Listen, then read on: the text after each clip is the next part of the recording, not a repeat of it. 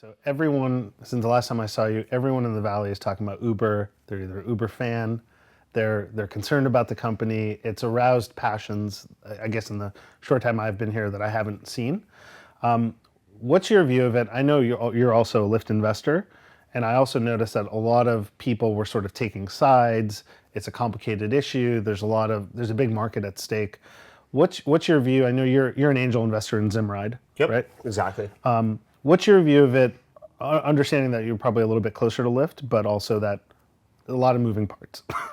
Sure. So I guess what I'd say, so I am biased. I obviously own shares in Lyft, Yeah. and I hope they're super successful. Sure. I invested in back when they were Zimride.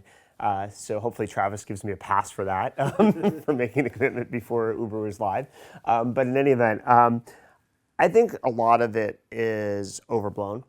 I think Uber does a lot of things really well. And ultimately, consumers are going to vote with their feet. If consumers love a product, things will tend to work out well. And if consumers don't like a product, things aren't going to work out well. Consumers love the Uber product. They love the Lyft product in different ways in different communities.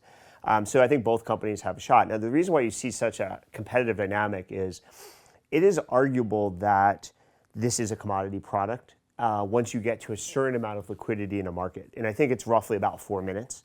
So if you can reliably provide people service and transportation with about a 4-minute wait time, I don't know that there's network effects within that market beyond that. And in fact, I believe that in markets where Lyft has that supply and that liquidity, they're actually outgrowing Uber. I think this is totally misunderstood. My understanding is Lyft is growing faster than Uber in the core markets where Lyft is successful. Now, Uber's in like 170 markets and Lyft's probably in 20 or so. So there's a huge spread there. But I believe that this is a commodity product. And when you're fighting over a commodity product, things can get very people can be very aggressive because ultimately it's either zero, prices go down to zero and nobody makes any money, or you have to deprive the other one of oxygen, which is what Travis is actually doing. I think he knows he has a quasi commodity product today. It doesn't mean it can't be something better later. And he wants to stamp out competition. And so getting rid of Lyft is pretty important to their strategy. Whereas if you have a high gross margin business and you're not a commodity, it doesn't really matter if other products go away or not. Now, in the other growth region of the world, I always say that there's two regions of the world growing: Asia, or kind of East Asia, and then the Valley and sort of parts of America. So I think Grab Taxi in Malaysia, Singapore, that area, and then Didi Cab, I think, is in China. Those seem like markets that probably Uber can't compete in. Those companies are already reaching the billion-dollar, multi-billion-dollar mark.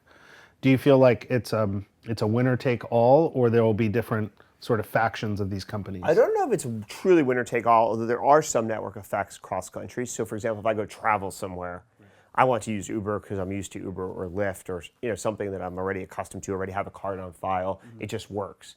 And so, that was true of Yelp. Like one of the reasons why Yelp spread from city to city and then globally was people brought Yelp with them. So if I'd go to LA, I might write a review of a restaurant I went to in LA and vice versa. And so I can see that happening with Lyft, happening obviously with Airbnb as well. So there is some network effect, but it's not super strong. Like a huge fraction of the transportation market in any of those Asian countries or cities isn't going to be travelers. Like maybe it's 10% of tourists at a time.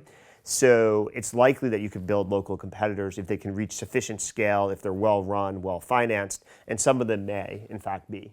And when you mentioned like having a commodity product today, but maybe growing tomorrow, do you envision if, let's assume Uber continues to grow and continues to gain market share around the world, do you see them doing things beyond just taking us from point A to point B? I suspect they'll try. I don't know how successful it'll be. I think the verticalization of these on-demand products is more important than scale. So for example, I think Instacart's going to be phenomenally successful. I think DoorDash is going to be very successful.